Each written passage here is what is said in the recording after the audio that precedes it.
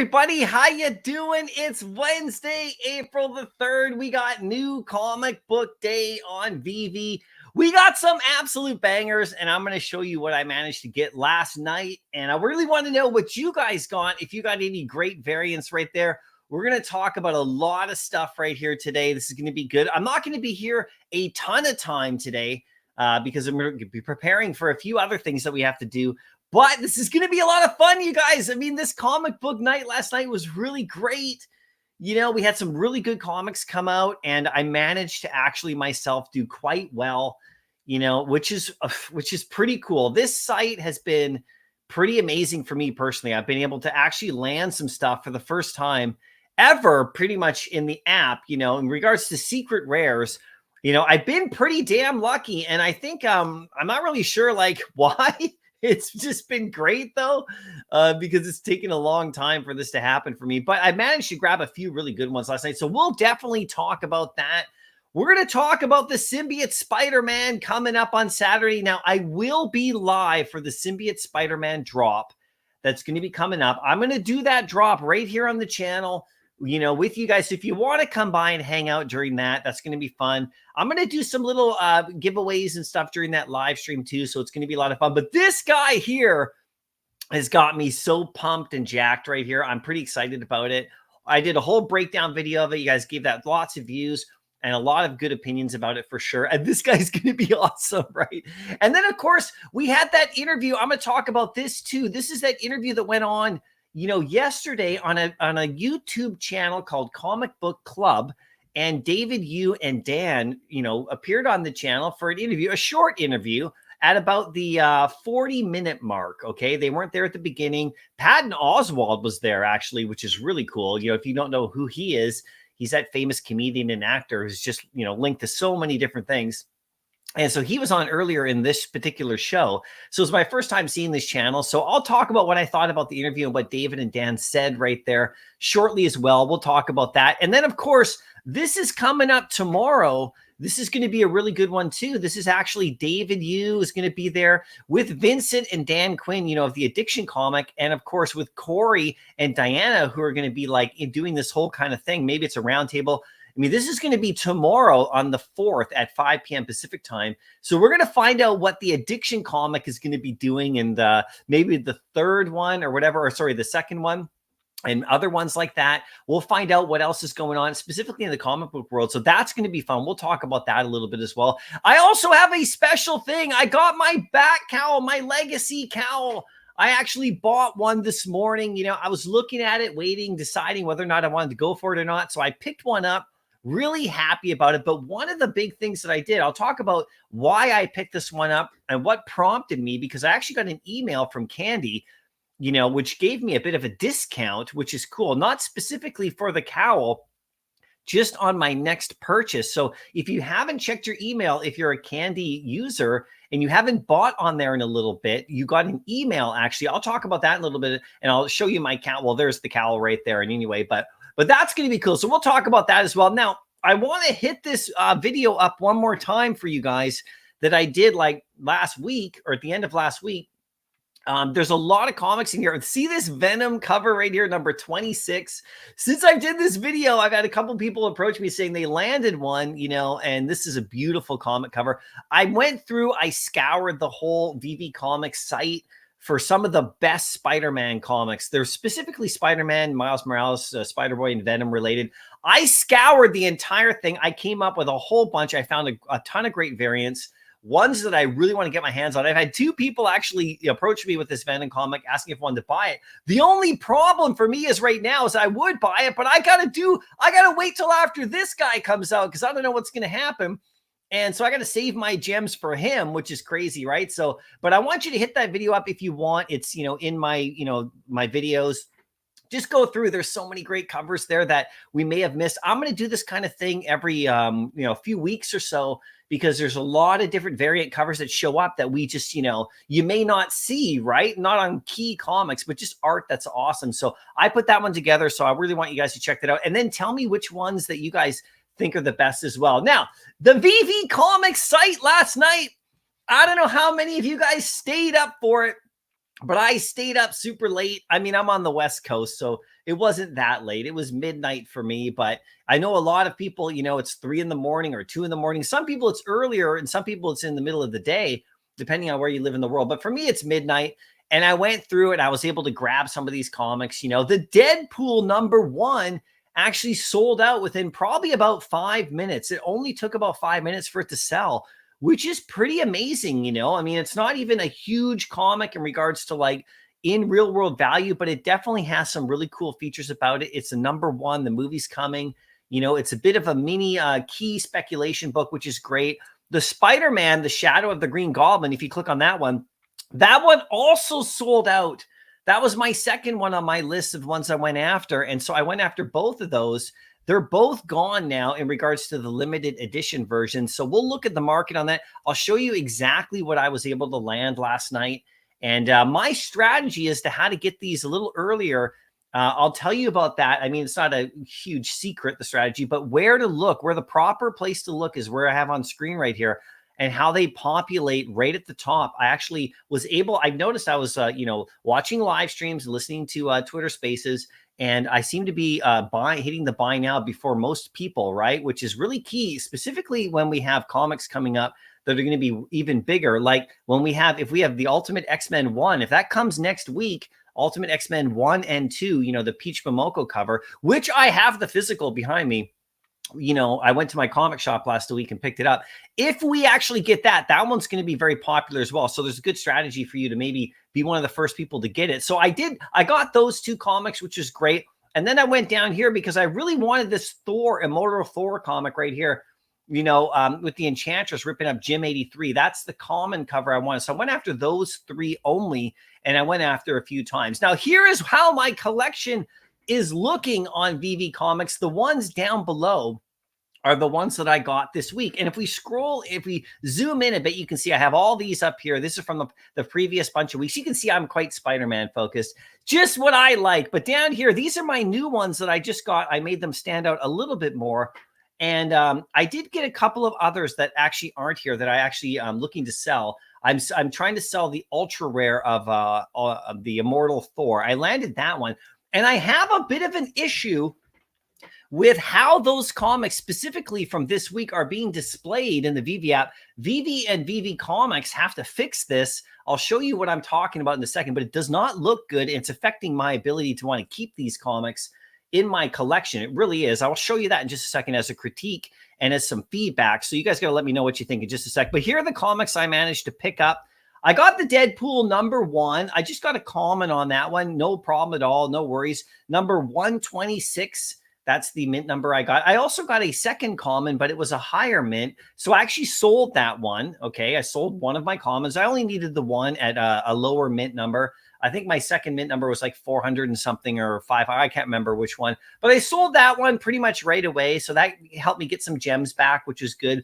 And then I got the Spider-Man. So what I did is I bought all 3 of the ones I wanted in one transaction. So they all came in. I did that twice, and then the Deadpool sold out. So I wasn't able to do a third transaction with all 3. But I went after this, you know, Spider-Man comic at the same time. I managed to land the common number 345, which is pretty cool. So I'm not really a mint hunter, but I know some people like to collect those kind of like those numbers that kind of go in line together. So I'll probably list that in the market at some point soon, and then just circle back and grab just a basic one, maybe somewhere in the 100 mint level, just so I have that comic. The 345, I know there's probably a collector out there that wants that, so I'll probably post it in the market and then just buy the, like I said, a regular mint number, a lower mint number for me, just to have my collection, because I don't want to lock this up if there's someone who's trying to do a series, right? Then I also got the Immortal Thor. I got the common cover that I wanted, and I actually got, like I said, the ultra rare of this one as well, the first time around. So I had to go and buy it again to get the common. And I got a mint number 900, which is pretty cool because it's issue number 9. So that's kind of cool. So I got that right there. I'm not sure if I'm going to keep that mint number or if I'm going to sell it and then maybe just buy, like I said, go back in. If I can sell it for more than the floor, then maybe buy another one that just has a nice regular mint number. I really just want the cover, but the mint number 900 is pretty damn good. Now, on the Green Goblin comic, I managed to land the secret rare. So, I really want to know how you guys did, if you managed to land anything like that. But I got a secret rare right there. He's climbing out of the back of, Harry Osborn's head with a bunch of goblins behind him. It's pretty cool cover for sure. But that's my fifth secret rare all time now on Veve. In the history of me being on this platform, I've landed 5 now. And on the Veve Comics, I've landed 4 of them. So this site right here has really actually helped me out. I've been able to get a little bit luckier here with the secret rares, which is pretty awesome for me.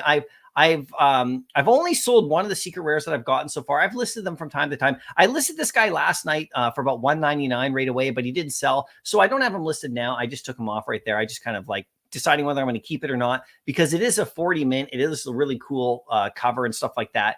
But then I did go into the aftermarket on the Veve app, and I bought the Uncommon, which is actually my favorite cover, is the Uncommon right here. This is the one I want just in my collection, just looking cool. I bought this for under 5 gems in the Veve aftermarket. So I'm pretty stoked about these new additions to my collection right there, with all the rest of the ones that I've collected over time. You can see on here, I have the Spider-Boy 1 secret rare I landed on the drop. The Spider-Boy 4 secret rare I landed on the drop. And then down here, where is it right here? It should be here. Oh, it's not. It's actually missing right here. Okay, so this isn't a fully accurate list right here. Sorry, guys, but I actually do. I do have the Ultimate the X-Men comic, X-Men 97. I landed that secret rare. That should actually be here as well. So this is missing one. Oh no, wait, it's over here. There we go. They're over there. Okay, I was missing some. Okay, here it is over here. So I got that comic on the drop as well. And I actually landed, see this Amazing Spider-Man 29 right there? I landed the secret rare of that comic as well, last week. And then I sold it for like 100 gems, which is cool because then I was able to take those gems and actually buy some of the other variants I wanted. So that was really nice. So I didn't keep the Spider-Man 29 secret rare, but I did land that one too. So I've landed, I think 5 on this app actually, and I've gotten 6 ever in the entire history of Veve. So this is really great for me. So I'm pretty happy about that. I hope you guys are happy for me as well, because if you land stuff, I'm super happy for you guys for sure, right? Now, if you check it out right here, here's a problem I'm having. And I want to know what you guys think about this. This is a real issue for me. And I really think that Veve needs to fix this, because I really don't like the way that these double panel ones are being displayed on the platform. I mean, you can see my comic right here. I got this big stretchy gap right here. This is in my collection on the web app, and it looks even worse on the phone. I'm just giving some feedback. You can see I got the double cover right there of the ultra rare. Now, if it was just the ultra rare cover, I would probably, think about wanting to keep it. And the same thing happened when I got the Shadow of the Green Goblin. I landed the rare on that one. Very cool cover. I love how they're showing you, the variant, the homage they're doing, but I hate how it's displayed right here. This is really not nice. I mean, you can see I have these comics right here up here, and then this is bumped down, and there's like a big gap. And I like it like this. I don't know. I'm a little bit like with my stuff. I like things nice and even and together and straight. I like to see them in the right way. And this to me is very satisfying to look at comics like that. I really don't like this. I don't like how this looks. So I'm hoping they're going to fix that. And if you look at it on your phone, it's even worse, because this guy gets scrunched. He gets like distorted and scrunched into a little thing, and it looks awful. So they really have to fix that. I think, there's some feedback. I don't know if anyone from Veve Comics is watching, but, please fix that. Please, adjust the way this looks. I think this right here, if you're going to show the homage variant right there, this is not the way to do it, because it just looks funky right there. I don't like the horizontal things. I like them all looking the same. It's like if I have a long box of comics in the physical space, I like them all nice together. I don't want some like other big, thick, wider book in there, right in the middle of them all, sticking out. Like, it just bothers me. I know probably some people don't care, but that's just the way I am. And I also want to see this cover up close right here, the main one. I don't want to have it looking all distorted on my phone, like in the collection part on my phone. It's all squished. Like, they actually shrink it down and squeeze it, and it looks all blurry and like distorted. So I don't like that. So hopefully they fix that. That's some feedback, some little criticism right there. Maybe they could do a flipping one where you could like see 1 to 2. You could hit the next. You could see the back, or maybe they don't even need to give it the homage right there. like in the way that they're doing. We get it. You know, we can all do our own research. We can know that the cover they're actually referencing. It's actually a funner game to play that way. So that's my feedback right there on that one. I really want to know what you guys think about that for sure. Right now we have the Symbiote SpiderMan coming up on Saturday. And like I said, I'm going to be live for that drop on the channel here. I'm going to get up early and I'm going to go for it here. If you want to hang out here, that's cool. If you have another place you want to hang out, that's awesome as well. But I'm definitely going live for this one. It's going to be fun. And I love the perched aspect of Spider-Man here. At first, when I first saw this, because I haven't had a chance to fully talk about it. I did my review breakdown video, but I haven't had a chance to fully kind of talk with you guys about this. When I first saw it, the first initial thing that came out was like that he was sitting on that lamppost. I was like, you know, slightly like not incredibly disappointed because he looks amazing. But I was like, oh, you know, I kind of want him to be kind of swinging or something. But then as I thought about it, it only took me about 5 minutes to think about it. I'm like, oh, this is much better for the vault, for us having a different option for him because he's always perched somewhere and it's going to be cool. I know the lamppost is big. You can always just shrink it under the floor if you want, or you can, you know, people can be creative with that. We can always just move him down or whatever, put something in front of it. It's not a big deal, but it would be nice if he didn't have that prop attached to him, but he still looks absolutely amazing. And then if you start looking at Spider-Man, I mean, he's always propped up somewhere. He's always perched on the edge somewhere, which is absolutely, he's even on the new Shadow of the Green Goblin. He's like always kind of clinging to something. So it's going to look really cool in the vault. And people are going to be really creative how they're going to put him on top of people's heads or do whatever they're going to do. It's actually going to be kind of funny, right? And this is kind of where the pose seems to have come from, specifically for this one, potentially, because you can see this Spider-Man 2 video game, and this is an absolutely stunning image. This was the image they put out to promote their game in their first trailer and everything like that. You can see down below here, it's literally, he's on a lamppost. It's almost exactly the same shape. So, you know, we can see probably where they got the inspiration to do this particular version of him right here. And I'm actually loving it. I know people are going to freak out for this one, and this is going to sell out in 2 seconds. I just don't know if I'm going to use MCP for it or not, or if I'm just going to wait a little bit. Sorry, not bid MCP. I'm still deciding that because, you know, we know that eventually one day we're going to probably get Wolverine on this app. And hopefully it's a Miles Morales level drop. And, you know, we're hopefully going to get Hulk 181 at some point. And I might need to save my MCP for that because, you know, those are going to be key drops that are going to be even bigger than this one for sure, right? I mean, if you took Symbiote Spider-Man here, and if you had him like in a different pose and he was only like 1,000 editions, this drop would be insane, right? So this is actually, the numbers are good. We should all have a good chance of getting him. So I'm actually really happy about that because the last thing I want is to have to spend 300 gems on him, you know, in the aftermarket, you know. So I'm really happy that I'll have a chance to, I think, to get him on the drop. It's still going to sell out like right away, right? But you can see like if he was like, you know, in a different pose or if he was like way lower editions or something like that, it would be almost impossible to get him. He would be super valuable. So if they do that with Wolverine, if they come out with a, you know, a drop that is like that a drop that is like, you know, Miles Morales level, which is what we were wanting for Gwen Stacy, right? For the Ghost Spider. That's what I was wanting anyway. If they come up for that, I'm going to have to use all my MCP on that one. I mean, so I'm kind of like probably not going to use MCP on this and just try to go for it naturally because I think there's enough of them and the price is the right price that I should be able to swing into the aftermarket. See how I said swing? I said swing. Swing into the aftermarket. See how I did that? That's great YouTubery right there. So swing into the aftermarket and, you know, and web myself. No, I'm just kidding. And grab myself one, you know, at a relatively good price. If I don't land it on the drop, I don't think I'll have to pay over 100 for it right away.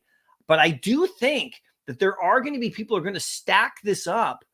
I mean, it's going to be something else, you guys. People are going to buy a bunch of these. You know, I've already heard people talking about it. There's only like, you know, 2,500 of these or so. So, you know, it's going to take a decent amount. I think you'll be able to get them at a good price in the aftermarket. So I don't know if I'm going to use MCP. Let me know what you guys think about that. But I really do want to mint him, maybe get a good mint number. It's the only way you can get a low mint number for cheap is if you go and mint him, right? So I think he's going to do great for sure. Right now, I want to talk about this really quickly too, before I get to the chat. This is that interview that happened yesterday, and it was a short interview. Okay. I've never been to these guys' channel before. I didn't know who they were. I'd never seen them before. I do follow a lot of comic book channels, but this is my first time ever seeing these guys right here. And they were pretty cool. I like these guys. They seem like pretty knowledgeable and quite friendly and quite reasonable, which was great. And it's cool that David and Dan went on and did that little interview. Now, just so you know, it starts at about the 40-minute mark. So in case you like go to the video, you can just go to their site or whatever, their page, and you can just watch it. Patton Oswalt's at the beginning. I talked about this right at the beginning of the video, but he's there. If you guys don't know that actor and that comedian, he's pretty cool. Super geek as well, which is great. But this is about 40-minute mark. They come in and they talk. And there were some interesting things that were said in this interview that was pretty cool. One of the takeaways I got from this one, David was talking about, the fact that people over in like who aren't in North America, for example, in countries in Asia and places that he's traveled to and visit a lot, they're looking at digital comics on their phones, on the trains all the time. It's something that is newer to the Western world. I would say the Western world, like the digital comic books and stuff like that. But people are reading manga and there are people reading comics digitally. And I think he referenced even like Japan and places like that all the time. It's nothing new. So it is interesting. And I was listening to O'Malley's Space today. If you guys are on X and you're listening to O'Malley's Space, which I always try to do, he had a great space today. And he was talking about the notion of like what's new to some people, what's normal to some people isn't like the experience that other people have. And so like, it's really a good point because people are normalized to the fact of getting digital comics and stuff like that. And then, other people like, who are just used to the physical space, they don't know that there's a whole group of people doing this and it's new to us and we don't pay attention to it. And he also referenced a really cool point about the time of day for the drops. It doesn't really affect people. Like people around the world were having these like Veve drops at 3 a.m. and 4 a.m. and we were all here on North America and everything was all fine. And we didn't even know or anything that people were having problems. So we knew, but not really. But now that it's like 12 o'clock midnight on the West Coast and 3 a.m. in the, we're experiencing some of that as well. But other people are having a really good experience in the other side of the world. So it's all relative depending on like your experience. I thought it was a really good point. He articulated it much better. But anyway, the point is that people over there, like in different countries are used to digital. And David, you talked about that. You talked about how this is like another extension of that. And he also talked about how they're trying to expand that, to the world and how, the same day of release is really important digitally because there's people on the other side of the world who can't get these comic books until much after. And they don't get to see them right away for sure. So if you have the digital same day of release, they can actually read them the same time as you or me, who can like go down into our comic shop in North America and you probably buy these comics. Now we have the people around the world have the digital version. They can buy it and read it there too. So there's some really good things about that. They did also talk about like explaining a little bit about the whole NFT thing, the difference between the NFTs and the difference between like, just digital collecting and how there's a lot of, stereotypes about NFTs and all that kind of stuff. Dan really handled that side of things. That was pretty cool. And how he's explaining it to them and just about like, there's a whole ton of stuff around NFTs that don't really apply to what Veve's trying to do with this comic reader site. With the whole notion of that, the pump and dumps and all this kind of stuff. And they're just trying to create an accessible site, for people to go and read at. So I think these guys really, they just listened a lot. They didn't ask a ton of questions, and I could tell that they don't really know a lot about, what we're doing over here on Veve, which is totally cool. I mean, that's probably why they're on the channel there, why they had them on. And I'm not sure how this interview or whatever got set up. I don't know if David and Dan approached them or they approached the founders, but somehow this got set up. And it was cool to see guys who aren't really into the digital collecting side of things fully, get to talk to founders of people who are doing it to get a little bit more of an explanation. But the crowd, I think, was mostly Veve people, at least in the comment section. There was only about 50 people watching this at any given time. When I was looking, I was curious to see how many people were going to watch their live stream. Their channel's not incredibly huge, about 13,000 followers on their channel. Their X page is about 8,000 followers, so they're not a huge platform, but they do reach a lot of comic book people, I would assume. So it was kind of cool. I would be curious to see how this develops and if they talk about this more.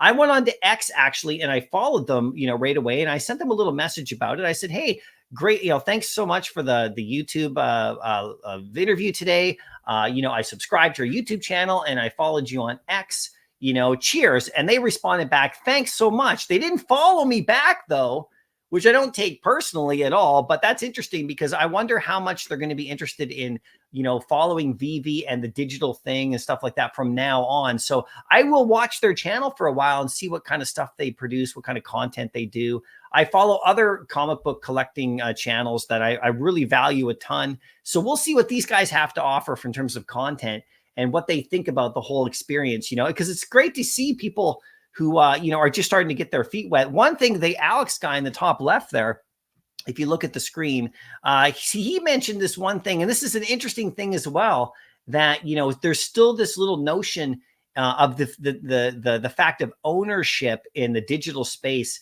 and the kind of like, the notion that if it's digital and not in your physical hands, that you don't really own it. There's still that kind of old school way of thinking. And believe me, I'm an old school guy. I'm a 70s kid, so I know exactly what they're talking about. So the Alex guy on the left, he, after David and them left and stuff, he was talking a little bit about this notion of like, but you don't really own it, because it's digital. And it wasn't anything to do with blockchain or anything to do with the technical side of things that we argue about in the, in the space, whether or not Veve NFTs are real NFTs. It wasn't anything to do with that. It was the notion that because it's digital, that, he mentioned that you don't really own it. And it's an interesting way of thinking, because it's definitely like a way of thinking that, for example, my kids don't think, people who have grown up more in the digital age, don't really think of it that way. If you ask Fortnite players, they own their skins, and we know they don't actually own their skins because Fortnite shuts down. They can't take their skins or any of their stuff with them, right? And, there's obviously talk about that with Veve as well, and NFTs and interoperability, but that's not what he's talking about. He's talking about just the notion that because it's digital and you can't hold it in your hand, at least this is what I got, that, you don't actually own it. And then actually Pete over there on the right, he actually said, well, he kind of countered that a little bit. But I think it's just the understanding of the space that we're in. And I think these guys are like, just getting to know it a bit more. So it's really cool that David and Dan went on there. But in my opinion, like ownership, I mean, our money, right? Unless you have all of your money stashed underneath your mattress, I mean, it's all mostly digital now. And, I'm sure people feel like they own their money. I mean, I know we're in the crypto space here, so getting away from institutions is kind of like what a lot of people want to do. So they really feel like they own their finances, because of the banks and that whole thing.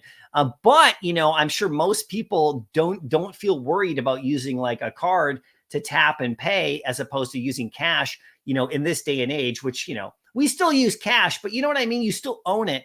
And there's a lot of things digital that you own that you may take for granted now that maybe 20 years ago you would have never done. We talk about movies and music and all sorts of stuff like that. That is strictly digital. Most people have now. But when you buy an album like on iTunes or something like that, I'm sure these guys feel like they own that, But when you talk about collecting, it's interesting because there's a little bit of a barrier or a gap there with collectors in the physical space. And believe me, I know all about this because I'm from the era. So it took me a second to kind of make that, to bridge over, to have that jump, and to know that like, just because it's digital doesn't mean you don't actually own it. It's like, you know what I mean? If just because you can't feel it physically, that doesn't mean you don't actually own it. So it's a really kind of an interesting like way of thinking. And I thought that was kind of a bit telling at the end there, to see there's still like, there's still some education around this to be had, or just a different way of thinking that, you may not have, a lot of people may not have. So I thought that was an interesting point too. So all in all, I thought it was a pretty nice little interview, not very long. David and Dan, I thought, spoke really well. I thought these guys let them talk, and then afterwards they took some questions from the crowd, which was cool. And they could tell they were all Veve people. We completely flooded the space, but like I said, there was only about 50 or so people watching. So, I was hoping for like a bigger audience, maybe a couple hundred people at least, on the live stream. And we got 56 people watching just me right now. So you can see that there's still like, there needs to be more work done in the interest. Maybe David and Dan will go on bigger channels that have more to do with, like, that are a little bit more like, have a wider audience. Not that this channel is small. I mean, there's a bigger channel than me for sure. And they seem to be doing great. But, maybe they'll go on even bigger comic book collecting channels and get a little bit more of an audience there. I think this is going to happen as time goes on, because people are really noticing the Veve Comics site. This kind of interview thing probably would have never happened like 3 months ago. Well, I mean, obviously it never did because we haven't really seen it before. So we'll see how this develops as time goes on. Now, this comic right now, this thing I talked about at the very beginning too, that's coming up right here. Now, this is, Vincent and David, Quinn for The Addiction. This is coming up tomorrow. So the reason I want to talk about this a little bit too is it's not about the Addiction comic as much to me with Vincent and David. It's and we're talking David Quinn. So David Yu's going to join them with, Corey and Diana, right? Corey, our video guy, Diana, doing the content with him as well. So that's going to happen tomorrow at 5 p.m. Pacific. This is something I'm really going to watch right here because they're probably going to do some Addiction announcement, and like that's going to be really cool. I mean, I have the physical comics back here. I got signed and everything, so I'm pretty stoked about those. And I brought some back for you guys. Remember, that was pretty fun. And we'll see about the Addiction issue number 2 or whatever. But the more thing I would think about this is that, this kind of thing right here, Vincent's like obviously in New York, big with the comics. If you follow him on X, you'll see all the different stuff they're talking about with these like high grade, Silver Age and Golden Age grails and the whole big comic industry and everything like that. These are the connections that really make a difference to getting people's eyes on the Veve Comics site and the Veve platform. So this is going to be a fun interview to see, and specifically how Vincent and David Quinn are, still thinking about the app and how they're kind of promoting it and leveraging it, for their own business as well, for their own comic. But at the same time, how many people are like they talking to in the comic industry about getting this more eyes on Veve and more eyes on the Veve Comics site? Because when they did the Addiction comic, remember, it was on a Veve drop and it was at New York City Comic Con. We didn't have Veve Comics, the website, but I'm sure they were talking about it. So we may actually we'll probably get the Addiction comic on the Veve Comics site. I'm just guessing. We'll probably get that as a drop because it's the same day as print. You know what I mean? And it's not the first, Marvel's the first publisher they've partnered with for Veve Comics, for this site right here. But I mean, they talk about other publishers and stuff. So wouldn't it be cool if the Addiction comic was one of the first ones that isn't Marvel that is now going to be on the Veve? I think it's probably going to be a Veve Comics drop. I'm just guessing though. I don't know. I mean, that would be what I was thinking. Hopefully they do something really cool with that. I'm pretty excited about to see this interview tomorrow. I want to know what you guys think about this too, and how you're feeling about that whole thing. Now, I want to just jump back over to the Veve Comics site right here and just give you my tip again. So I mentioned I was going to tell you about this. Now, most of you probably know this already, but when we have a big comic drop, okay, let's just go back to the homepage here. When we have a big comic that's going to be coming to the platform right here, okay? And this week was not a huge week for the comics. Next week, if we get the Ultimate X-Men #1, that's going to be a nice comic that I think a lot of people really want to go after 100%. We're not going to get like massive comics like X-Men 97 or, Spider-Boy 1 as often, right? Remember, these are new comics. They're not always going to be keys and grails in here. There's only going to be a couple that we're going to go for every week. And there's lots of cool comics and tons of like stuff to go for. But it's not like we're getting grails every week, right? You have to look ahead at the calendars. You'll see the key issues to go after. We'll cover them on the channel. We'll talk more about it. And we'll break down all these different variants and check it out. But when we do have a big comic coming, there's a strategy that I've been using that gets me seemingly to be able to purchase before a lot of other people when they're going from the homepage here. If you're at midnight and you're waiting for everything to show up, okay, and you don't see like you're trying to refresh here, I actually find a better spot over here. I've talked about this a bit. I actually go over to the browse all. This is where I wait. I hit the browse all. I've talked about this a few times. I go into this week right here. So like I said, I hit browse all. I go to this week right here. See browse by release date right there. And then it takes me to this screen here. And then I just sort right here over in the sort section by date published right here. I just do that. And so what happens is like in real time, you'll watch the comic books, the new ones that are dropping, it populate here like in real time. Bang, bang, bang. One at a time. They'll start popping in and they'll push the other ones down. And what I actually did notice is that like, the other comics started to disappear. So like right around midnight, last night, Pacific time, I was refreshing and the Deadpool was the first one that popped up. It popped in here first before all the others. They didn't make us wait like they did last week with X-Men 97. It was the last one. We were hitting refresh for 20 minutes. You remember that? That was driving people crazy. But anyway, this was the first one that came up, was Deadpool 1, and then it started to move down. And I was actually, you couldn't add it to cart instantly. It took like a second or two, like a minute or so, right? But anyway, I was able to add this to my cart, I think, before a lot of other people that weren't looking in this area, because it was already here. So this is where you want to be, in my opinion, if you got a better strategy. But I was noticing, because I was watching Hinano and D's space. So that was great last night. Thanks so much if you guys are here for hosting that on YouTube. And it was crossed over to X as well. A lot of people were tuned in there for sure. Thank you so much for hosting that, you guys. It was super fun. You guys did some really cool giveaways. If you guys haven't checked out the channel, make sure you do, because maybe next week you guys will be live again, because it's always good to have a place to go.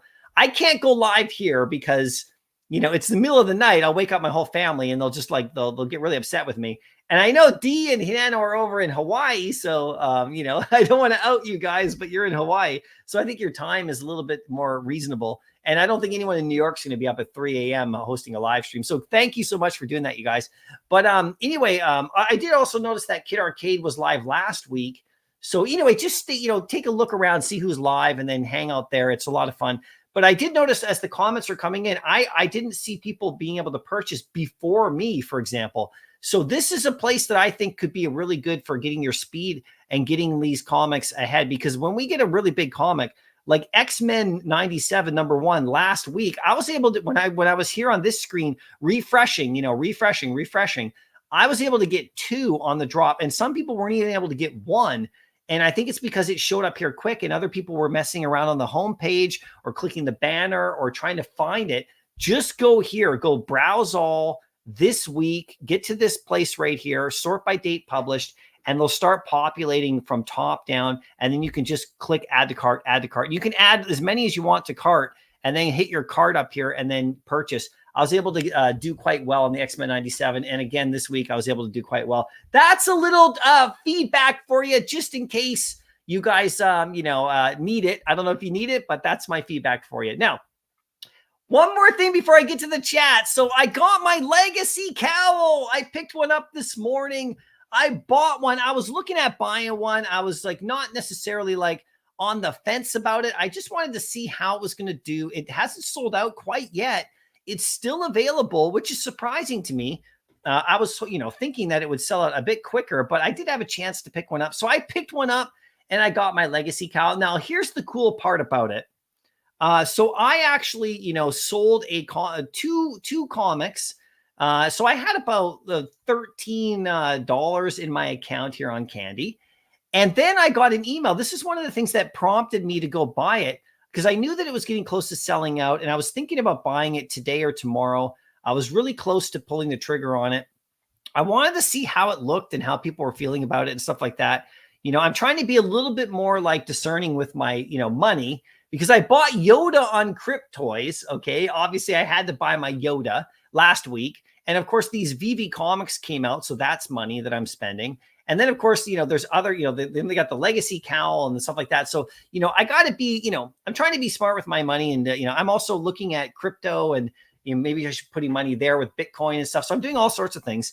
So I wasn't jumping on this instantaneously, but because I knew there's going to be a couple more rounds coming up of Legacy cowls that we can go after. So, but I decided to pick one up. But one thing that prompted me, and this is kudos to Candy for doing this, I haven't bought a comic on here in a little while, but it hasn't been that long. It's been like a couple months maybe since they've come out with a comic that I really want, but I haven't, like, I guess, purchased from the store in a little bit, as I've just been waiting for like bigger comics to come. When those Golden Age Grails came, like, you know, before, I bought all those Golden Age Grails, you know, the ones that all came out during that whole period. I bought all those and I had a lot of fun with those, you know, the Wonder Woman and all that kind of stuff, all those kind of comics that came out, and the Batman one and everything, but I haven't bought in a little bit. So I got this email. Check this out.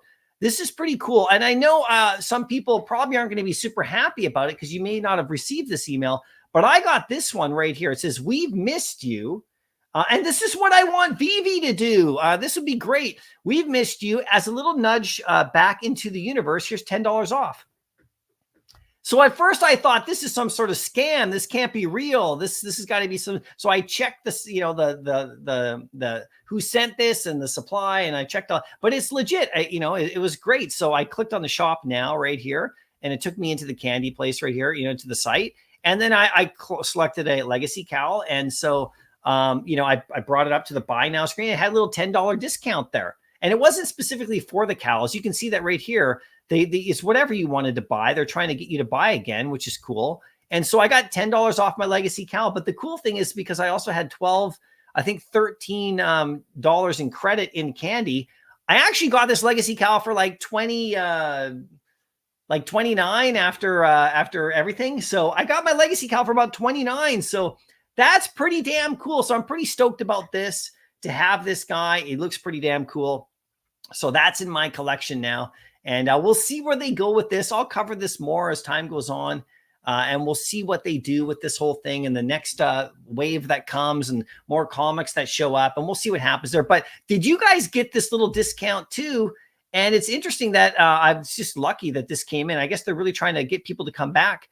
And so we have all these accounts that we hear about. If you look at Veve Fox's most recent video, you know, where she talks about these dormant accounts and stuff with all these different books that are in them, comic books that are in them on Veve, you know, maybe this is a way to like kind of get some people back in, give them a little discount. I got no problem with it. If somebody else gets a discount on a purchase, I'm okay with that. It's all good, you know, from the store. Maybe Veve will do something like this, because this triggered me to go in and actually get my cowl, even though I was already probably going to buy one. This did actually give me a little more incentive, because, you know, 40 instead of 50 is better, obviously. You know, I mean, it's just $10 cheaper.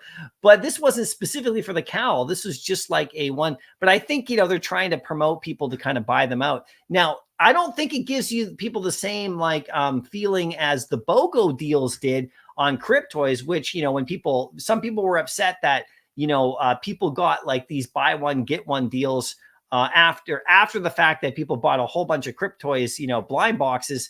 And then other people were able to get them half price, you know. But I don't mind sales. I never complain when there's a sale, because when there's some sort of sale or whatever, even if I bought stuff before at full price, which I've done a million times in the physical collecting space, I always love to gobble up the sales, because the sales then make me dollar cost average out. And actually, you know, there's nothing wrong with a sale. So this is an interesting email that I got sent to me from Candy, you know, like just, so let me know if you guys got this one as well. You would have had to probably not buy for a little bit in order to get this one, but I'm going to get to the chat in just a second. Now, coming up this week, like I said, I'm doing, where is it right here? I'm doing this comic drop. I'm going to go live for this on this drop right here, not the comic drop. I'm going live for this. So if you want to hang out here, that would be awesome. If you got another place you want to hang out, just make sure you're going for this one and being live. This is going to be Saturday. It's going to be a lot of fun. But during that live stream, I do actually have my comic rewards that I'm giving out for my members. So I'll show you which ones are going out right here. There's a few from the new issue release of last week, which is cool. And I'm heading to my comic book shop today after this live stream right here to see what other comics I want to pick up in print. And I might even grab a couple for you guys too, which is what I always try to do. But I'm giving this one away to my members.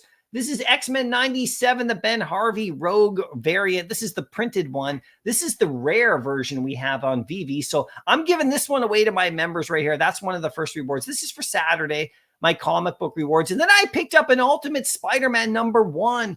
This is the third printing, actually. And this is a really cool, different cover. So this one's going out to my members as well. That's going to be pretty cool on Saturday. And then I picked you guys up a Symbiote SpiderMan 2099 #1. This is a printed copy as well. This is that Veve release. I love the cover on this. You should see it in print. I mean, it looks amazing in print. I have it actually right back here. It's actually amazing. Check this out. I don't know if you guys can see that. I mean, you can see it on screen only, but let me just blow up the screen a little bit. Look at this bad boy. Is that not, I mean, when it's in the baggie right here, but this is a beauty. So that one's going out to you guys as well this Saturday. So that's cool. And then this one down here, I picked up this nice Miles Morales cover. I've been saving this one for a bit for you guys. All new X-Men #34 from 2014. This just has a really beautiful cover. Not really a key issue or anything like that, but it is Ultimate Universe storyline. And, you know, you can see Miles Morales with the X-Men right there. And that's kind of where we are right now we're kind of in this Miles Morales Spider-Verse X-Men sort of like boom that's going on with Marvel Comics right now. It's really fascinating to see what they're doing with this whole thing. So I thought this comic was pretty cool to give out to my members right there. And then I got another one, which is cool. This is Web Warriors #1 from 2015. So this is another one with the great covers. You can see Gwen Stacy right there, Spider-Gwen right on the cover. And this is the Electroverse first appearance, the 67 Sinister Six first appearance. This is a pretty cool comic right here. So I'm giving this one away. So we're doing that. And then I have a Batman comic I'm going to give away as well because of the Legacy Cal. I'll show that one to you guys in a little bit.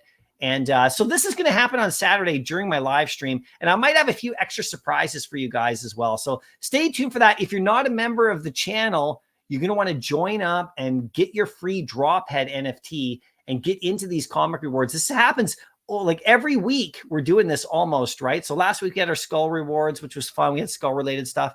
And we're just going to do this. I've given out on this channel, you guys, over 650 comics to my members. Printed comics, you guys. So, you know, I know a lot of you have won a bunch of comics. Over 650 physical printed comics we've given away here for Drophead holders.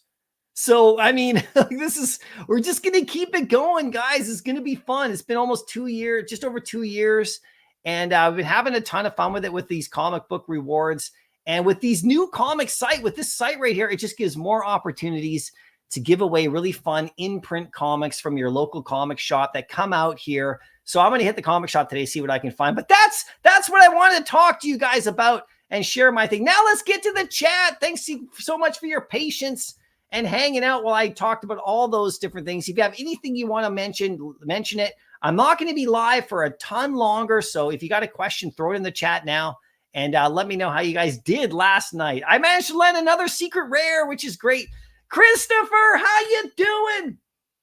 Thanks so much for coming out, man. Great to see you for sure. These are the older comments from before, so if you got a new one, put it down below. George, how you doing? GM, good morning, MC and Veve fam. Landed the Deadpool rare number 12. Anyone know what the lowest mint for these comics? I believe it's number 11 because I landed a number 12 Spider-Boy 5. Okay, so Spider-Boy 5 is this. This comic here, this is my physical one in print. I landed this comic on Veve, like when it came out. I landed the number 12 mint as well. So I believe that's the second lowest. So I have that common sitting in my collection. So yeah, correct me if I'm wrong, everybody, but I think it's 11. So congrats, man. That is awesome for you. Hinano, there you go. Thanks for coming out today. Hiding under my desk at work. Don't get in trouble. You were already up super late last night having that great live. Guys, if you didn't watch the live stream on Hinano and D's channel, you got to head over there, guys. It's super fun. You guys had your 75th. So congratulations on that, man. That is so cool. You guys have been doing such great work and having a ton of fun and giving us a good space to hang out. So I appreciated your live stream last night. I was listening the whole time I was going for these drives. It's so important to have a place to go to when we're doing this stuff because it's just a lot of fun to hang out with the fam. We could all do it by ourselves, you know, just alone on the app, but it's cool to be hanging out with people. So thanks, you guys. Michael's here. How you doing? Great to see you. Pixel Trader. How you doing? Thanks for coming out today. Thanks for the live recap. So much good stuff going on. Even another OMI exchange listing. Yeah, I saw that. So another OMI exchange listing.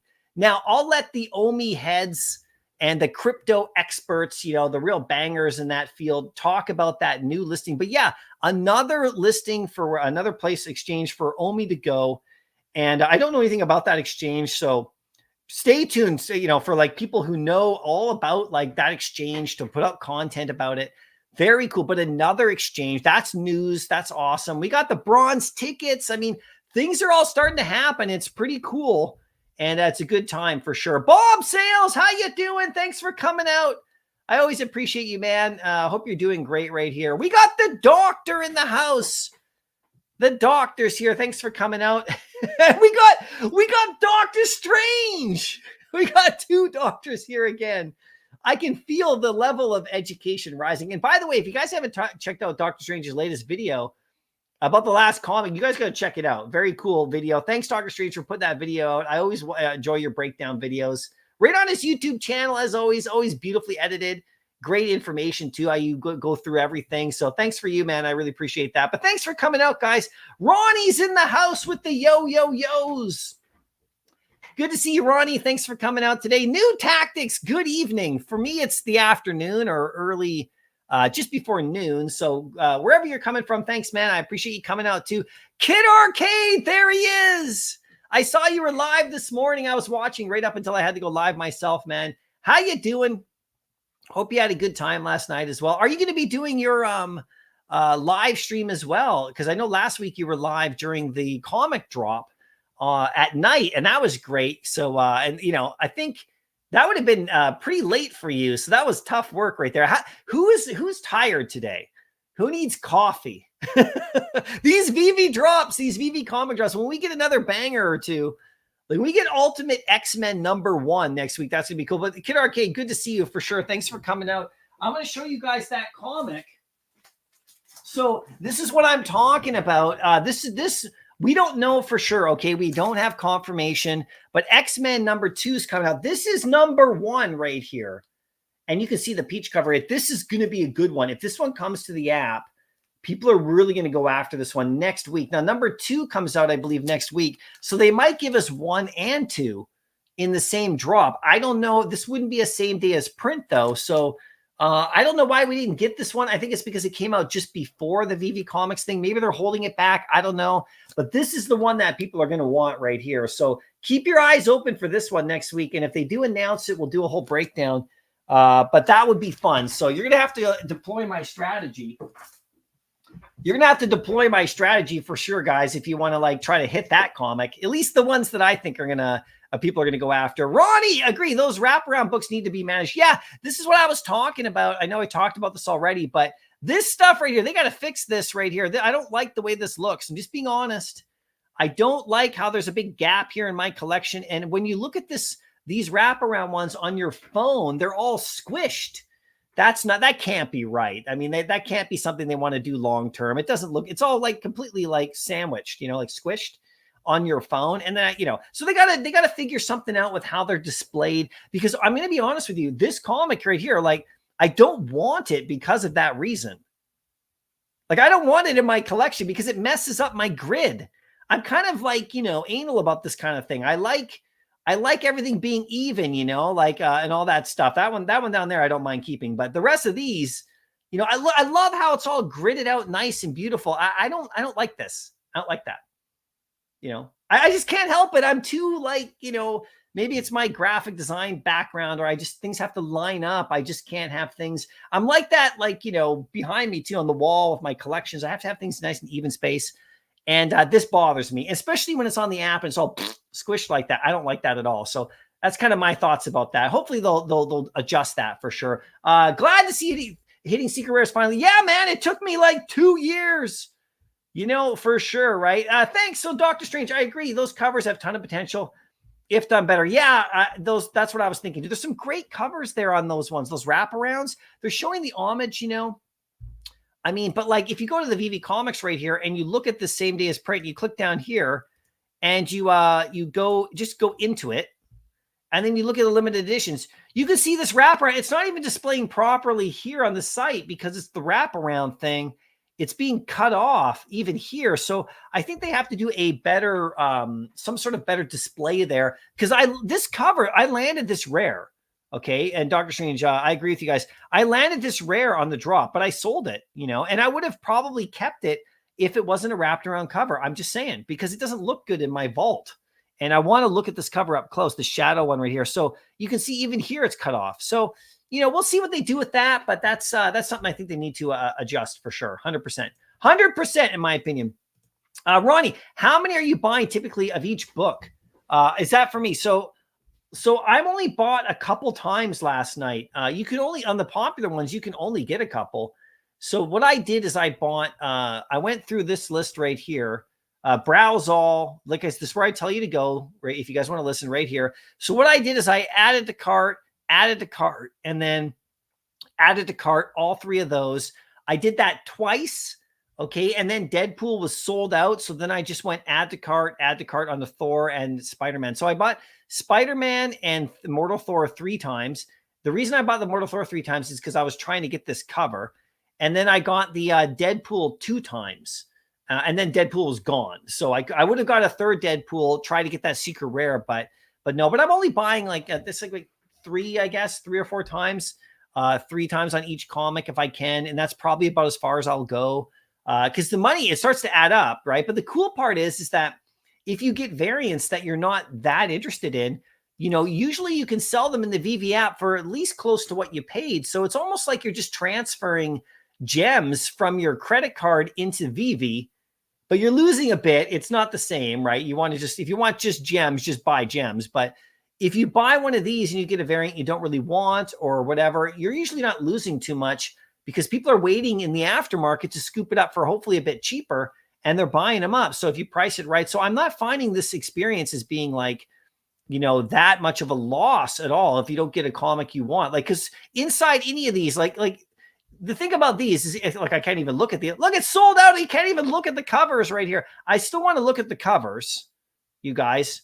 Veve Comics, I still want to be able to click here and look at the different covers. I mean, it's just a nice reference, but I can't look at them here. So that's interesting. That's an interesting thing too, right there, that I can't look at that. But anyway, if there's a, let's go to this one. Yeah, there's only one. It says there's only one left, but this one's gone. But if I want to just like, you know, maybe I want to get the ultra rare, you know, and, you know, maybe I want to go for that one. So, you know, like if I land, say, the uncommon, but it's not my favorite thing, you know, you can sell it in the market, recoup some of those gems, and then you just use your credit card here as opposed to just loading gems in your app from your credit card. You know, it's kind of a way to populate your account with gems to go after the ones you really want, because all these variants right here, it's subjective which one you like, right? So that's kind of what I was doing for sure, right? And Ronnie, curious what your hit ratio is lately per book to snag a secret rare. My hit ratio on secret rares was like literally 0 for 2.5 years on Veve, but I've hit 5 secret rares on this platform. So my hit ratio has been higher. I have bought a bunch. But I've been quite lucky. I think I'm making up for it, which is good. I didn't get Amazing Fantasy. I didn't get any of those big ones. Any of the stuff that's come out on Veve, all the greatest comic books of all time. I just, you know, the worst luck on those drops you could ever imagine. No ultra rares, no rares even. So I never get any of the really like great Silver Age stuff historically on Veve, but I've been managed to hit here. So I'm pretty happy about that for sure. I feel like it's due.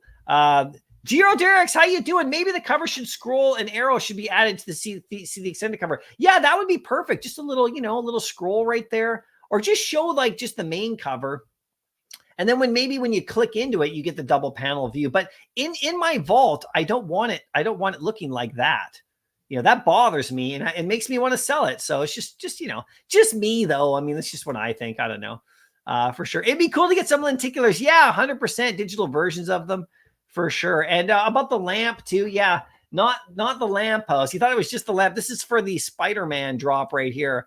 Yeah, he's on the full lamppost. He's going to be high in your vault, but you can just shrink that down under the floor. You can be creative. You can put it behind stuff. So if you don't want him on the lamp, it's pretty easy to do in the vault. But I mean, I think he looks amazing, right? He's always like up here. He's always perched somewhere. You know, Spider-Man's always kind of like, you know, hiding out somewhere. That's why I think it's really cool that we're getting one where he's actually doing that for once. It's pretty cool. He's up there, you know, doing his thing, you know, in the background. There he is right there on that comic cover we got. There's the pose from Spider-Man 2. So pretty cool for sure. Steve, how you doing? Thanks for coming out, man. Great to see you again. I appreciate it as always for sure. Go Chris, how you doing? Just watched Spider-Man swing by my window. Asked him for an autograph, but he said he's too tangled up in his web of fame. Spidey sass. Good one, my friend. There you go. I love that. Kobe Collects is here. How you doing, Kobe?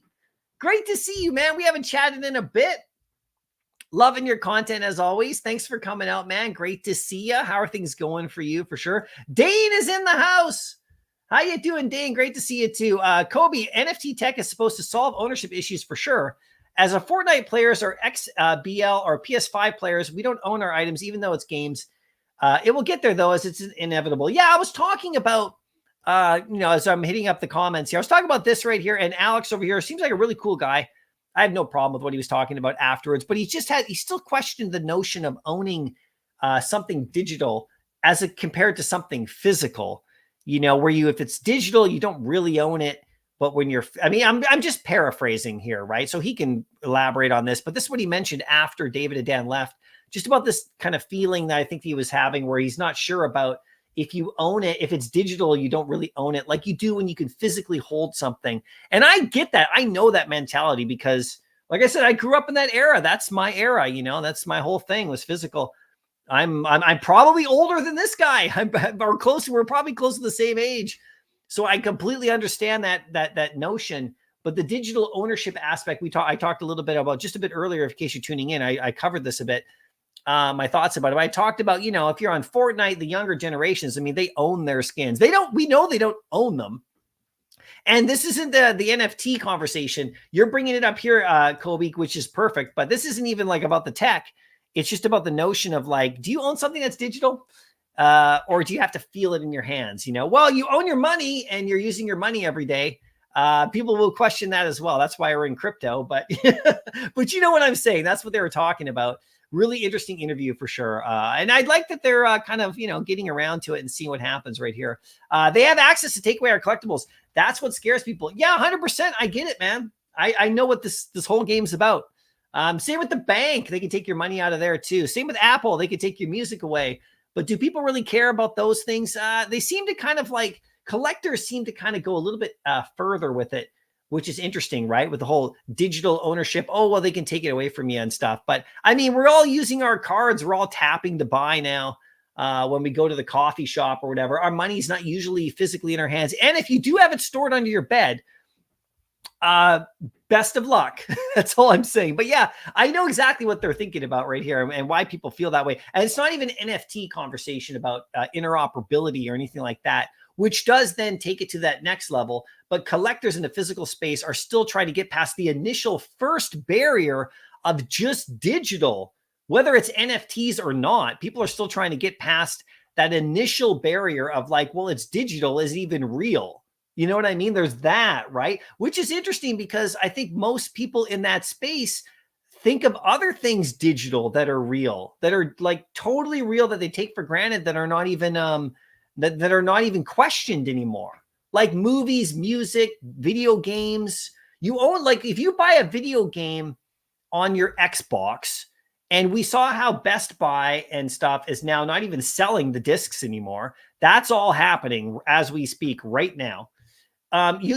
People like say you buy the new the new Grand Theft Auto game is going to come out in like a year from now, and you buy it right digitally. You don't own the disc. You had to buy it through your X. Do you own it? I think a lot of people think they do, right? But could it be taken away? I guess it could be removed off your account, I suppose, right? So I think a lot of things we take for granted that are just digital now that we just assume we own and it's all good. But then you switch over to the collecting side of things and suddenly it's like, well, no, you don't really own it because it's digital.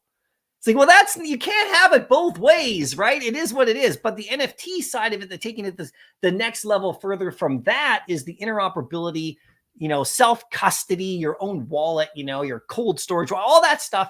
That's where people want to get to, who really feel like they own. But even then, we've seen things with wallets where now they're, even if you thought you had your wallet, it was secure, but then all of a sudden there's a back door. So there's all sorts of, we're still in this kind of growth period. But I think what I'm talking about here is not even the interoperability. It's just the notion of physical ownership and making that jump and crossing that bridge to just owning something digitally and feeling like as a collector, you do actually own it.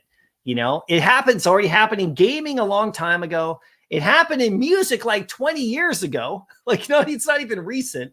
It happened in movies like 20 years ago, basically, around that time. So none of this is new. That happened in money like a long time ago. Why can't it be comics too? So that was just my whole thing about that. But I really did enjoy the thing. And like I said, I subscribe to the channel. And I'm going to see what their content's like. And then if I like it, I'll stay subscribed. And if I don't like it, or if it's not interesting, I won't be subscribed. Simple. And same thing on X. I follow them on X as well. Now, like I said, I did follow them on X, but they didn't follow me back. They did thank me though, because I messaged them. I said, "Oh, I followed you. You know, thanks so much for the interview. That was really cool and interesting to see your guys' stuff." And they're like, "Thank you," but they didn't follow me back. So I'm curious to see if this will be if they'll be talking about Veve at all or not. And just be curious to find out what they're going to do with that interview for sure. There we go. Kobe, people sell Fortnite skins through selling an entire accounts on eBay. You can't sell digital games like we can play with our physical copies. Not yet. It's coming. Yeah, it's true. It's all kind of in this flux period right here. It's a great point, Kobe, right there. New tactics. The addiction will have 7 variants on the Veve app. It was in the interview Veve Magic she released today. Okay, cool. So Veve Magic released a video today. I'll have to check that out. Thanks, New Tactics. That's great. And we'll find out obviously more with this tomorrow as well. So that's really cool. It's really cool to see what's going to be happening with that for sure, right? So thanks for putting that out there, New Tactics. We'll check that out for sure. Dane, yeah, good strategy. Yeah, this is talking about my over here strategy where I'm going to browse all this week. And then when the new comics pop up, I sort by published and I just refresh here and they pop at the top. I think I've noticed that I seem to be able to buy quicker than a lot of people are. You know, when I'm watching the live streams or hearing people saying, "Oh, I can't get it. Oh, it's not showing up." And I'm already buying.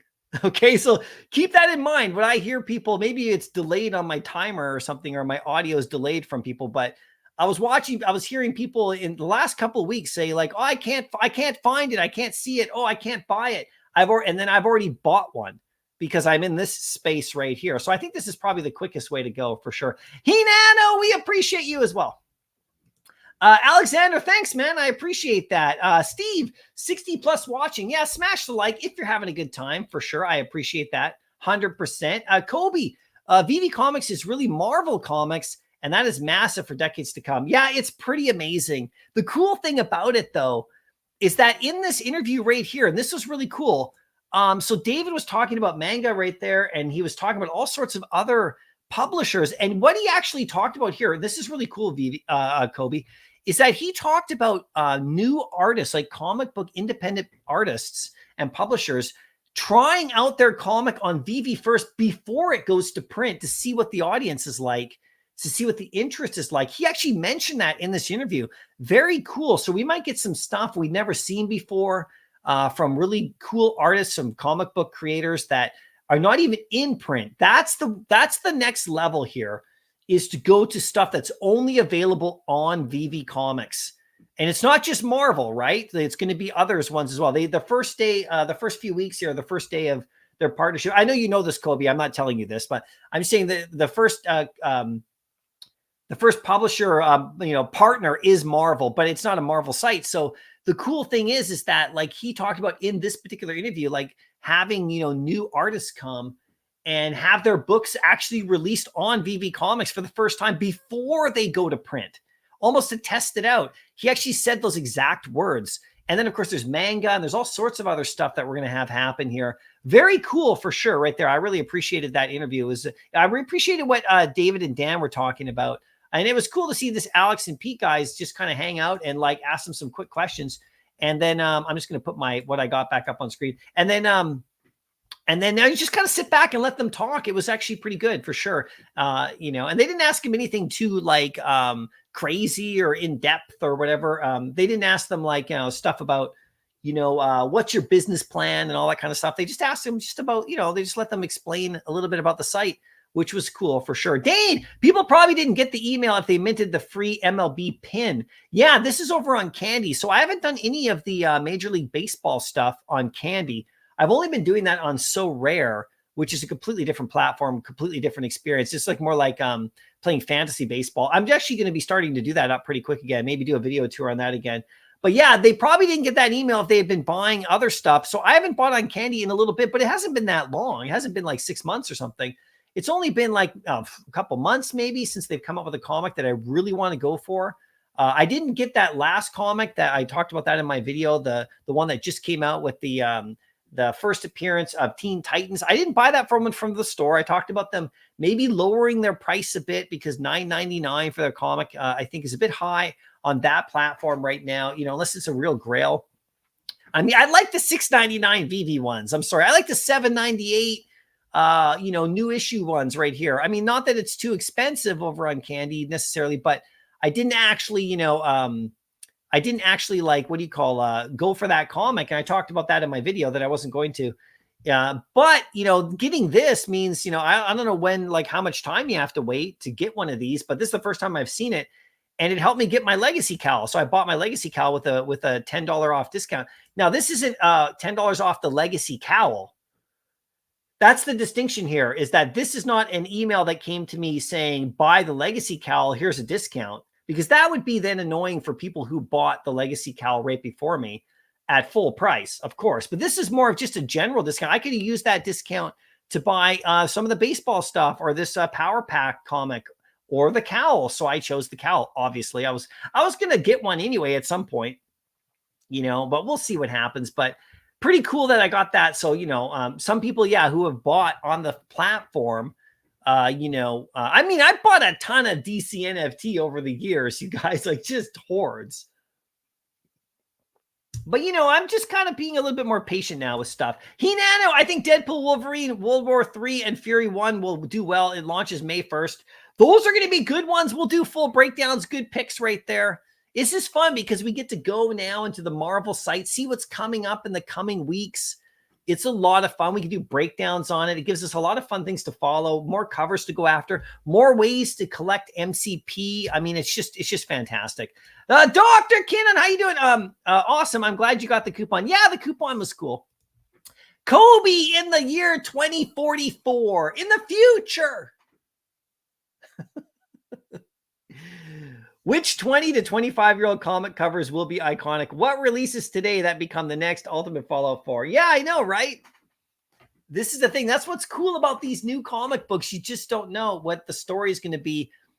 And, Marvel has got plans with things over the years. If the MCU movie, cinematic movie, haven't taught us anything about the Marvel's way of thinking, I'm hoping this is in comics as well. They have multi-year plans on all this stuff. And so when you see Spider-Boy come out, okay, then like, okay, well, maybe it was a bigger hit than they thought, so the plans expand. But because Spider-Boy's been a massive hit for Marvel. I mean, just insane. Like the printing of the Spider-Boy book has been nuts. People have gone after it a lot. So that whole thing, that's going to spur on stuff for the future. And Miles Morales, you can see right now, thanks Kobe for that comment. You can see right now that X-Men and, Miles Morales and the Spider-Verse stuff is really like, I mean, it kind of maybe always has, because we've seen nothing but Spider-Man movies and X-Men movies for the last 20 years, really, if you think about it. And of course, all the other heroes surrounding them. But, it all started with Blade. And then, of course, you had the Spider-Man movies. The early ones, with Tobey Maguire. And then, of course, you had all the X-Men movies. We had a couple of Fantastic Fours in there, a Ghost Rider or two. Elektra even had a movie. I don't know if you guys remember that one. Not many do. Of course, we've had Batman and all that. Batman and Superman have always been consistent with movies for like ever since I was born, basically. But, all these, like, it's been Spider-Man and the X-Men have really been kind of pushing everything, really keeping the MCU and Marvel going. So we see what's happening now in the comic book world with the X-Men and the Spider-Verse. I mean, so in 20 years from now, there's going to be a lot of really key comics that came out during this time. And the first edition prints of those are going to be really interesting to see. And now that the grading has been moving up to from 9.8s to 9.9s, and heaven forbid a 10, a graded 10, that's going to be interesting for the comic collectors. But also in 20 years from now, are the kids in 20 years from now, are they going to be buying, the young adults in 20 years from now, are they going to be buying physical comics? I hope so, but I don't know, guys. Are people going in and buying CDs anymore? No, they're buying music digitally only, because it's so much more accessible, right? I mean, nobody has a CD player at home. They might have a record player, though. And we talked about this on the channel. Vinyl is still a big thing. It has a different experience. It has different sound. There's something cool about it. There's a ritual behind it. Young people love it. You know, it's all good. So that's kind of comic collecting to me as well. There's always going to be that printed element. You know, I think it's always going to be there because it's a whole different thing and the physicalness of it. And, you know, I don't think that's ever going to fully die, but, you know, the digital aspect of things is just it's so clear as day. It's not even, it's almost like, it's almost silly to even talk about it as not a real thing. Like, it's kind of getting a little, it's not even because we're here every day talking about it. It's just so obvious. It's just like, you know, and of course Marvel sees it. That's why they're doing it, right? So anyway, KCBMW, how you doing? Anyone know what the point of a Marvel Unlimited membership is good for now? I have a whole year left and I don't want it. I'm not sure. I'm sure there's really good things about it. Now, just for clarification, if you got Veve has a connection to Marvel Unlimited, right? But here's the thing for me. I'm in Canada. I can't get a Marvel Unlimited membership anyway. Like, I can't even get one. So I don't think a lot of people know that are in the Veve community, that outside of the United States, I mean, I think you can get it in the UK, I think, but it's not worldwide. Like, I can't get a Marvel Unlimited and like enjoy all that stuff. Remember when they were doing that Marvel Comics 1 giveaway like a year or whatever ago and stuff like that? I couldn't participate because I'm in Canada. So Veve Comics is worldwide. So in my opinion, that's pretty much and of course the same day as print, that's pretty much the biggest difference. So I can't really speak to whether or not you should have a Marvel Unlimited account or not. I don't know. I'm sure there's really cool things about it. And we'll see like how long that platform lasts, to be honest. But that's a Marvel thing. Vive's got, the Veve site is its own thing, not Marvel. That's what I think people have to remember, that it's Veve Comics is Veve, not Marvel. They just have Marvel Comics on it. And so interesting though, let me know what you think. And if anyone uses Marvel Unlimited, let us know. Like I said, I was locked out of Marvel Unlimited just because of where I live. I got nothing against that site, but I can't use it. I couldn't get an account unless I did like, you know, something fishy, you know what I mean? So there we go. Jeremy, how you doing? Hey, MC, what do you get with the new Legacy cowl? Are they one of ones? Yeah, well, I'm still learning about that. We'll see what happens with this. But yeah, I'm going to have my own mint number here. And it's going to be pretty fun. Like, you know, I believe I get some sort of reveal. I think they're going to look different. Please correct me if I'm wrong. I don't think we're all going to have the exact same helmet here, the same cowl. So we'll see how it goes, but I don't know all the features and what they're going to give you in terms of airdrops or early access. We haven't been given all that information, but I think at that price level, it seems like a pretty easy purchase. I mean, remember the original ones were $300 and they're below retail now in the marketplace, and they have been for a long time. I sold my original bat cowl I got on day one. I minted it. I held it for over 2 years or whatever. And I sold it before the switch to candy because I wasn't sure about if people would actually make the switch. And so I sold it. And now, you know, I sold it for a bit lower than the floor because, you know, I wanted to sell it. And then I was like, I want to get something different. I want to get a new, some sort of new like cowl. And I haven't actually bought a new cowl yet. You know, I was going to buy another bat cowl, original bat cowl 1, just something different. And the price is down close to where I sold my cowl. So it's kind of interesting. But now that I found out the Legacy cowls are coming, I'm like, okay, well, let me grab one of these. So I still have plans to get another bat cowl back, but I'm just being patient, very patient. So we'll see what they do with these guys right here. If you want real info, just go to the DCNFT Discord up here. You can see DCNFT, ask in there, or just, you know, go on X and follow guys like Prez and other guys like that. And go to, you know, they'll tell you all about it for sure, because they're deep within it. I'm kind of like, you know, hanging out on the outskirts, enjoying myself. And I picked that cowl up today, but we'll see what happens. I think they are going to be all unique though, for sure. Mark fell asleep last night. Had 5 minutes to wait, just fell asleep. Yeah, it's tough at night. I hear you, man. I was tired too last night. Ronnie, yeah, the first mint is number 11. That's true. That's the lowest possible for sure. Rob, how you doing? Congrats on the Secret Rare MC. Loving the 1K collection size. Yeah, it's pretty cool. I have a theory about the Silver Age stuff that we got and all that kind of stuff like that. You know, right now people are, you know, going and buying these Veve comics, you know, but like, remember, you know, the guys like these guys here, I don't know what they're going to do, if they're even going to download it. This would be really interesting to see if Alex and Pete download the Veve app or get an account on Veve Comics as a result of this interview. I still want to know that. Will they actually get an account? And will they participate? And will they start dabbling and enjoying it? I don't remember hearing them say in the interview that they actually did that yet.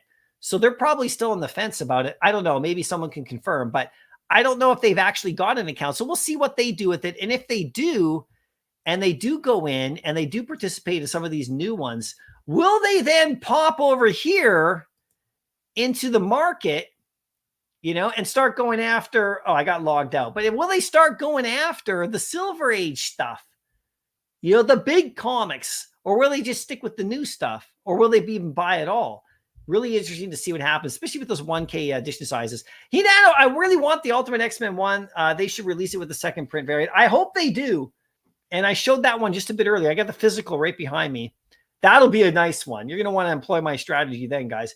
If it ain't raining, I'm here. And yes, I stayed up last night until midnight, but apparently Central Time is not midnight. Oh! Did you get the time wrong? It's kind of a once a week, once a week for sure.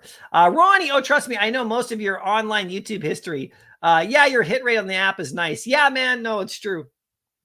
It's true, dude. No luck at all. There was a time period. I mean, we all experience these dips, I'm not the only one, but there are some other people who have not hit anything.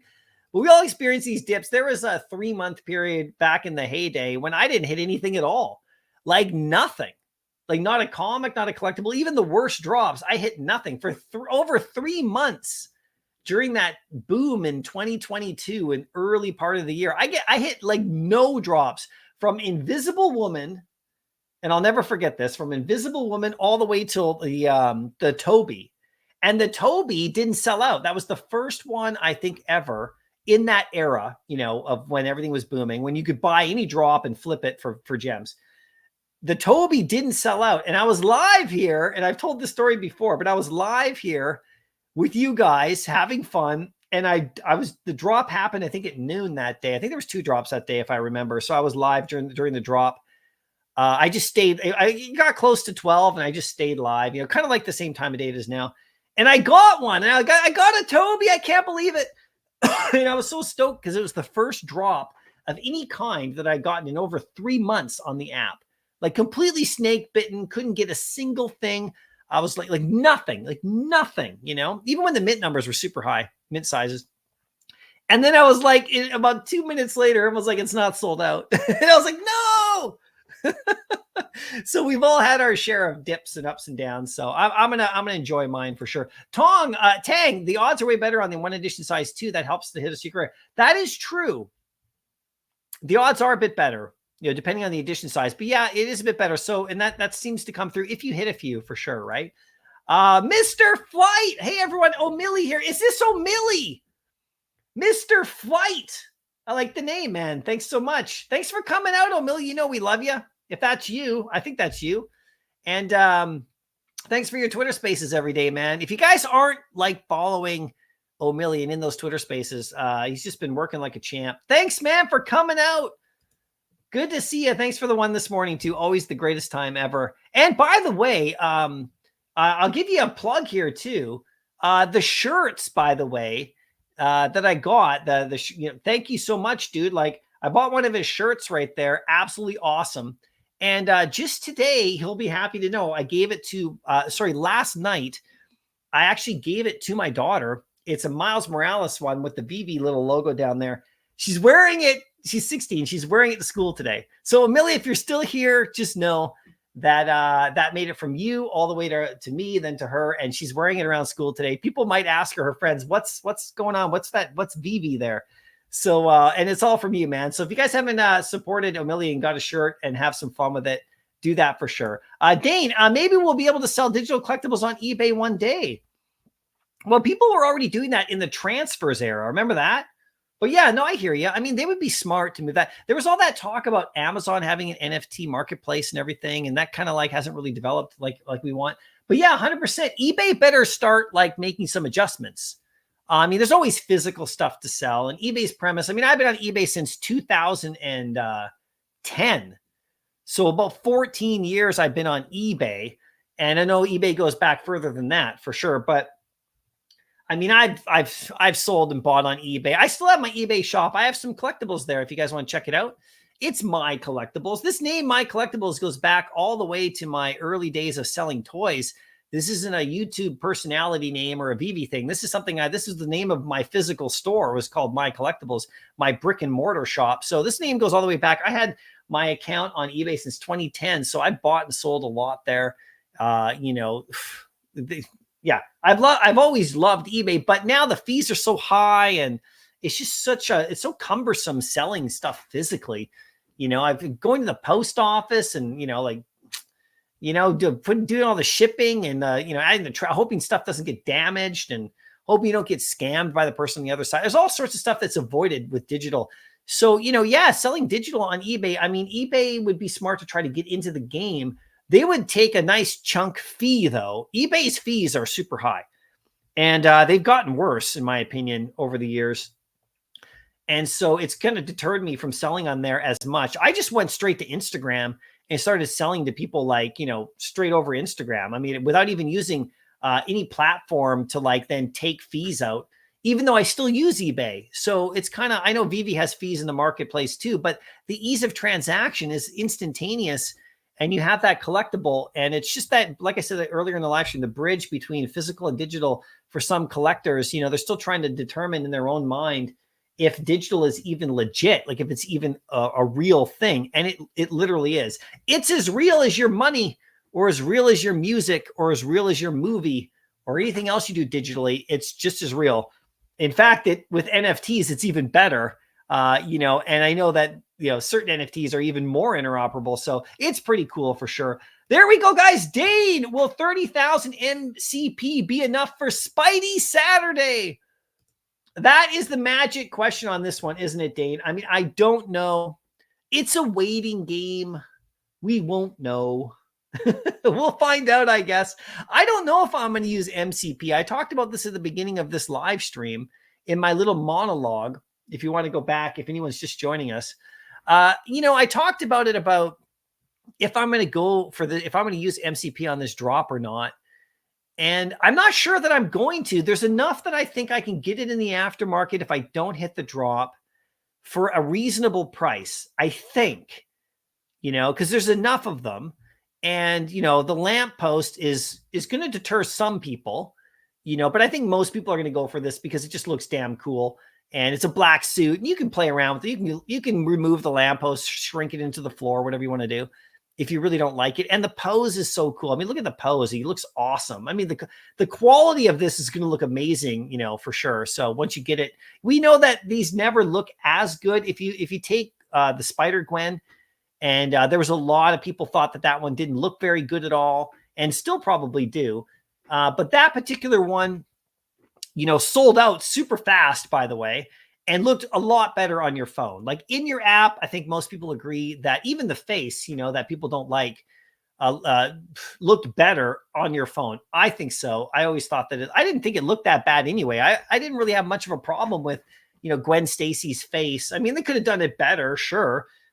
You know, what I would have wanted is more of an animation. Like he's got a pretty cool animation, even if he's just shooting the web. At least he's moving, you know? So I would have wanted more animation from Gwen Stacy, but she still looks awesome sitting there in your vault next to everybody. And if you just keep the mask on, if you don't like the unmasked version, which is, we always love the mask anyway, it's always better. But this one here, I think, you know, you'll be able to get it in the aftermarket for a reasonable price. I don't think people think it's going to go over 100. I think that most people are thinking, you know, what I was thinking was going to be somewhere around 80 or so, you know, initially, and then may come down a little bit too. So, you know, I was thinking you're probably able to pick it up. I don't think it's going to go under retail or anything like that, because I think there's going to be people who just stack it up because it's pretty key and pretty iconic to have the first black suit Spidey on the app. I mean, it looks pretty awesome. So I think, you know, using MCP 30,000, you'll probably, if you're going to win the MCP, you'll probably have to go somewhere in that level, you know, to secure it. Probably 20 to 30 is what I mean, you guys tell me, right? I don't want to tell anybody. I'm not telling anybody what to bid. if I was going to bid, I'd probably go up over 20,000, because if you do 5,000 or 10,000, you're not going to get it in there. I mean, like it's pointless. You're not going to lose those points because, you know, you won't get it, you know, I don't think. So you have to go at least 20 to 30, I would think. It might have to go even higher to get into that 40% allocation, but it's still 60% the other way. And then you have the aftermarket immediately after for all the people who dump. And there's going to be people who dump right away, but it might, you know, I've noticed it's becoming harder to snipe in the market. If you guys noticed that, like I've never been able to snipe in the market that well anyway. Like some of the people who are able to get these low mints, like bang, and right off the bat, I'm usually having to go a few down, you know, somewhere in the middle somewhere, like not right on the floor. I can never get those ones on the floor, comic books, collectibles, anything. So, it's been kind of harder to snipe. So I'm a little bit like unsure if like I'll be able to get like the lowest price possible in the aftermarket, because I don't think this guy's going to go into retail right away. So if you really want to secure it, you know, yeah, 30,000, you know, you're probably going to have to go higher. I'm not, just be honest, from what we're hearing, and we're just listening to the Twitter Spaces next couple of days. We have a few days here. Really ask the question. There's people running poll questions too. Those poll questions, though, don't always give you the proper answer. We saw with Spider-Gwen, I'm not buying, you know, like, no. And then it's sold out like right away pretty much. So, you know, you can't always trust the poll questions, even though, you know, I mean, a couple thousand, like this one doesn't have that many more editions than that one.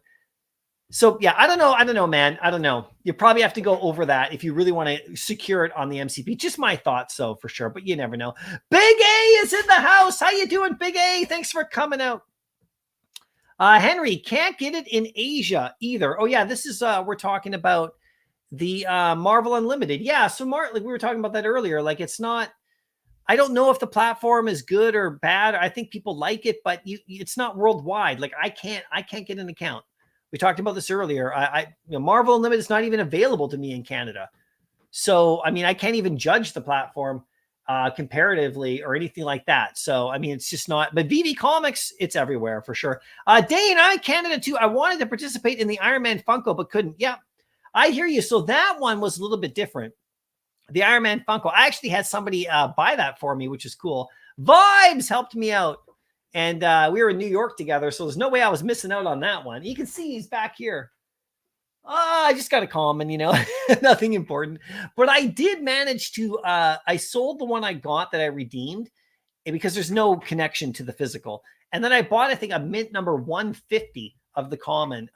So that's in my collection because I got like a random mint. And there's no connection between this one and the one you redeemed, except for the card. I still have the card over there, but there's no mint number match. So that's all fine too. Jeremy, Records outsold CDs last year for the only second time since 1987.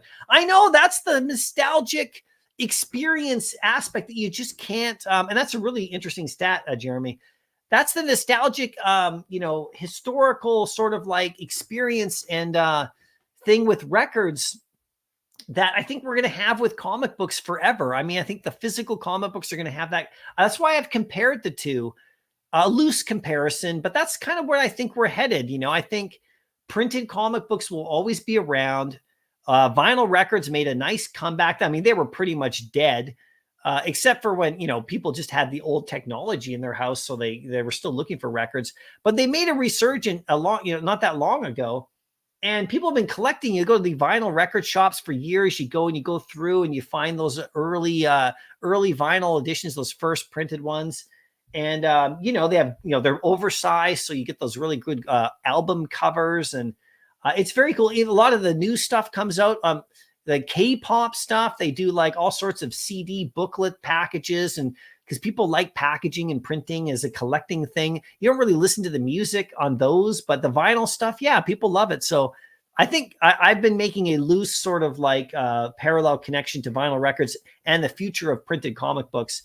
We'll see how far it goes or where it goes from here. Mr. Flight, it's O'Milly.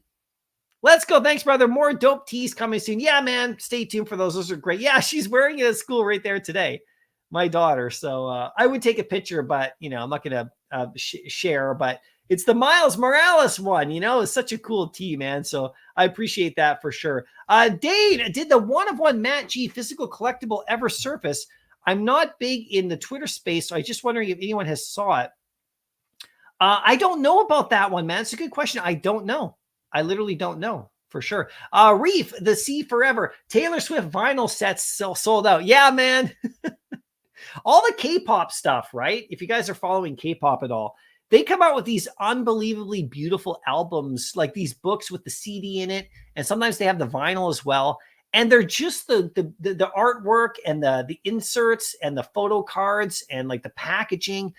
They're like, it's not even really about the music. It's about the packaging, the whole thing. The Taylor Swift stuff, that's another story.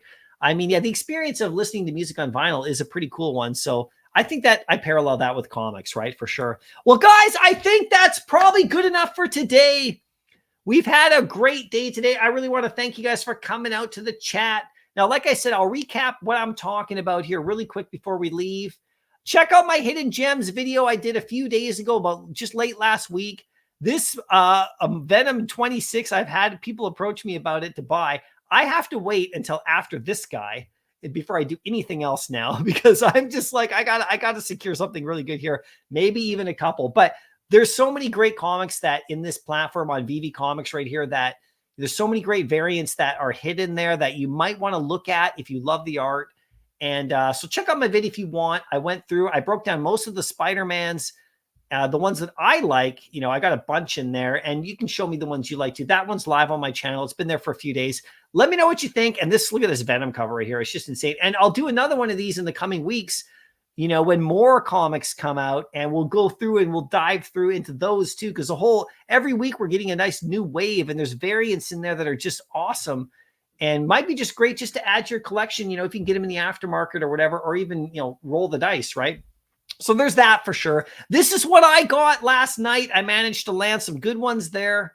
I got the secret rare of the Spider-Man comic. I got my the other ones right here, which are cool. So yeah, this has been super fun for me. I'll keep it going and see what else I want to pick up, if anything, right here. I talked about in the Veve app. I'm not going to log in here, but I talked about these covers, you know, these double width covers, and how I hope they fix them or do something about them, because they don't present well in the app or on your phone. They're squished or whatever. And I really like to collect those comic covers because they look amazing. Hopefully they do that for sure. We talked about Spider-Man perching all over the place, and specifically this one with the lamppost underneath from Spider-Man 2. That's pretty damn cool.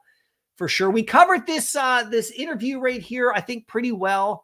And good interview. I'm following Comic Book Club now. I've subscribed to them on YouTube. I'm going to watch their content for a bit, see if I like it. I'm over on X, and I followed them on X. I'll see if I like what they're doing. And it was a good interview. So you guys can give me your thoughts on that. Tomorrow, we're going to wait for this one right here that's coming out on the 4th.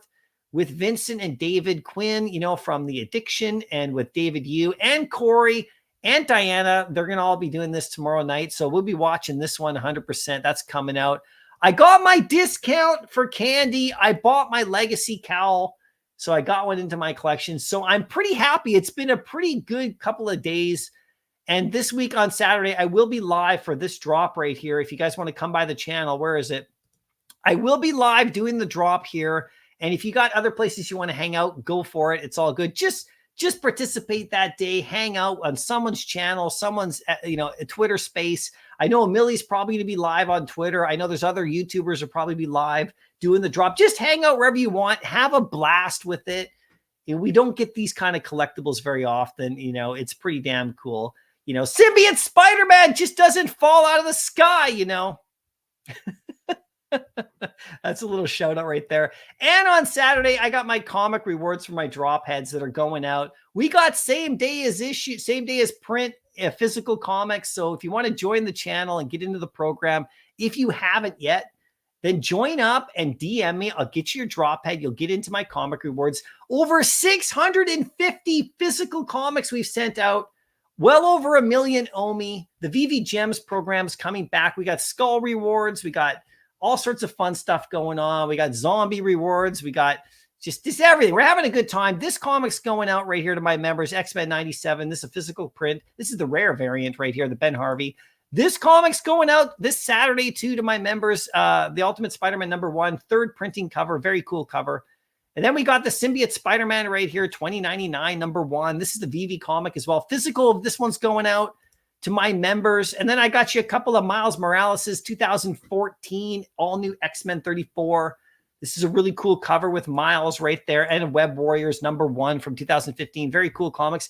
And I have a Batman comic that I'm throwing in here as well because of the Legacy Cowl thing. And we'll see what else. I'm going to my comic shop today. See, maybe I'll pick up a couple of same day as prints of the Deadpool. Maybe we'll see. We'll see what happens on that day. But that's going to be a ton of fun. So have yourselves a great Wednesday. We'll see you guys later, guys. Thanks for coming out. I really appreciate the support. And yeah, good luck on the drops. Okay, guys, take care. Thanks so much.